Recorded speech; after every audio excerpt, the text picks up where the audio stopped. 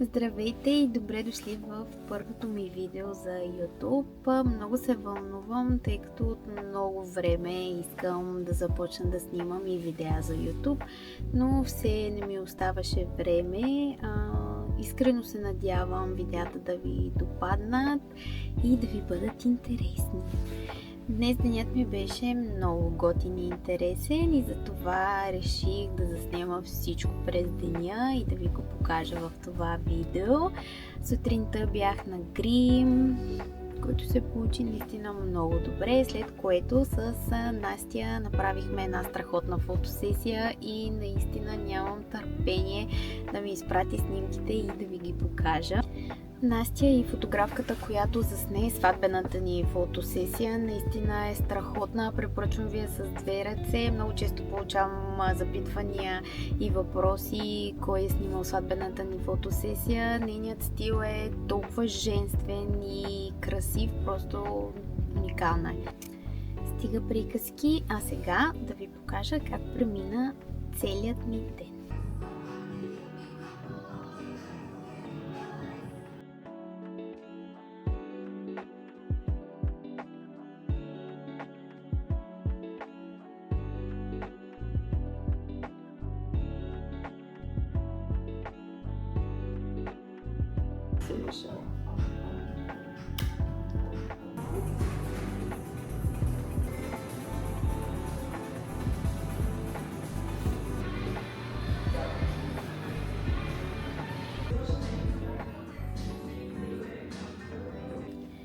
Гримът ми за днес го направи Мона, с която се запознахме миналата седмица на едно много готино събитие в Love Studio. Много си паснахме като вайб, затова решихме, че ще е готино да направим днес заедно нещо.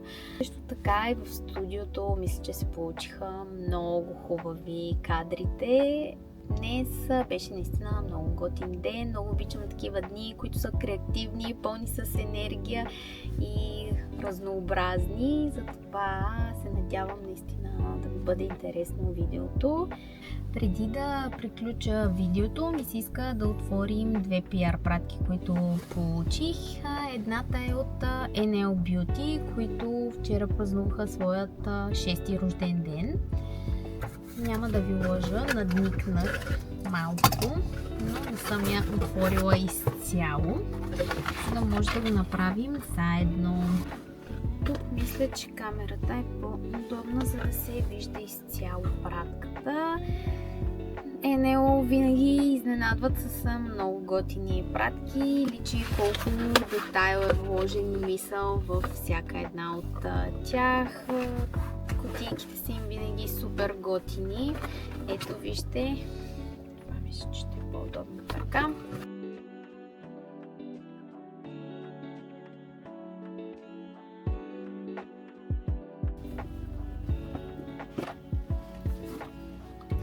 Вътре изглежда ето така. Има си картичка с послание.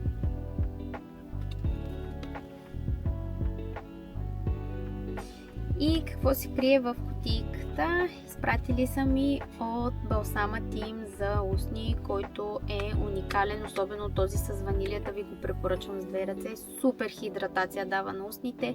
Вечер винаги преди да заспя си слагам от него, на сутринта устните са ми страхотни.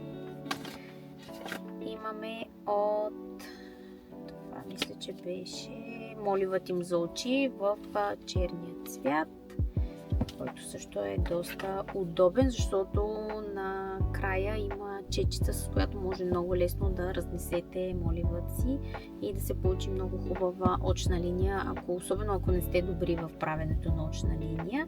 Стикът им за очи, който също ми е любим, той е в светлия цвят, супер лесно, бързо, ако искате бърз грим, това са вашите продукти. Супер готино! Пратили са ми от новият им глос. Него не не съм го пробвала, затова ще ми бъде интересно какъв е. Ето така изглежда. И вътре има любимият ми молив 05. Моливите са им страхотни, издържат цял ден, без да се размазват. Дори когато аз нося маска през деня, не мръдват, много са добри. Така. Ще го пробваме със сигурност. Имаме от рушчетата им, които съм ви ги показвала в други видеа и наистина са много хубави. И накрая нещо, което не съм изпробвала до сега, това е маската им за усни. Ежедневно през нощта дава много добра хидратация. Сигурно ще я пробвам, защото много обичам преди да заспя да си слагам някаква маска или балсам на устните. Ето така изглежда.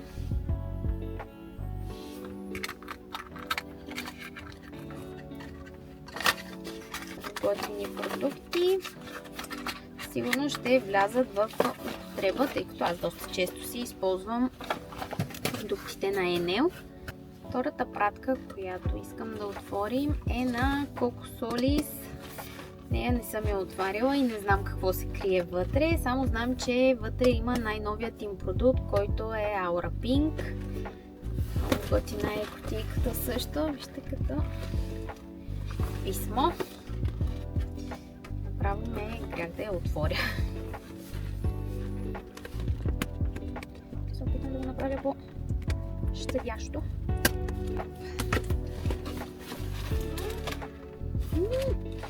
Ще ми реши сладичко. Ето така изглежда. Ох, тук светлината нещо хич не е добра.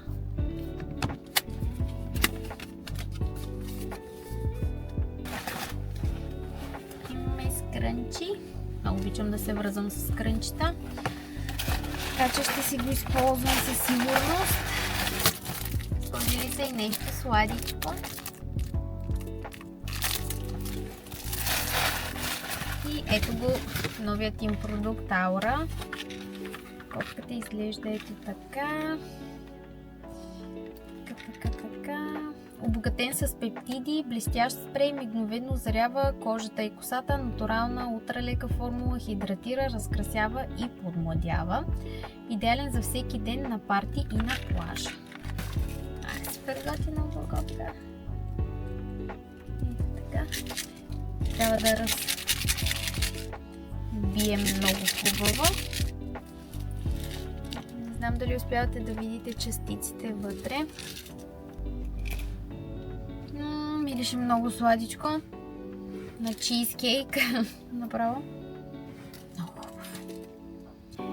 И с това приключва днешното ми видео. Надявам се да ви е било интересно. Ще се радвам да ми напишете в коментар какви видеа искате да гледате от мен. Да ми напишете някакви въпроси, на които ви е интересно да ви отговоря, за да знам в следващите видеа какво би ви допадало да виждате като съдържание. Желая ви хубав ден и ви благодаря, че сте тук.